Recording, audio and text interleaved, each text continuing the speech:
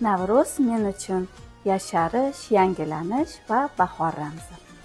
Navruz men uchun yangilik, yangi rejalar, yangi maqsadlar. Sababi Sharqda yangi yil aynan shu davrda boshlanadi va shu sababli yangi maqsadlarni rivojlanishi, yangi maqsadlarni amalga oshirishi aynan shu bayram bilan bog'liq men uchun.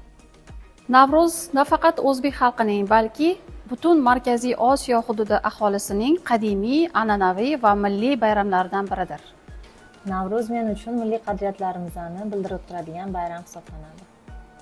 Navruz fors, tojik va turkiya xalqlarining an'anaviy bayrami bo'lib, Sharqona yangi yil sifatida nishonlanadi. Navruz men uchun avloddan avlodga o'tadigan, millatning ruhiyatini ko'taradigan an'ana. Men uchun yangilanish, yangi hayot, yangi kun, yangi yil shukuhini beruvchi men uchun juda ham qadrli bo'lgan bayram hisoblanadi.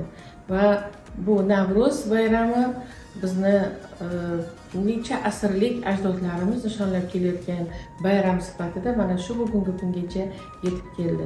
Meni barchangizni O'zbekiston tarixi davlat muzeyi jamoasi nomidan Navruz bayrami bilan chin dildan tabriklayman. Har doim osmonimiz musaffo, yurtimiz tinch va oldimizga qo'ygan vazifalarimizni o'z vaqtida kerak bo'lsa ortig'i bilan bajarish hammamizga nasib etsin. Hammaga sihat salomatlik va mana shu yangi yilda yangi muvaffaqiyatlar yor bo'lsin. Navruz bayramingiz muborak bo'lsin.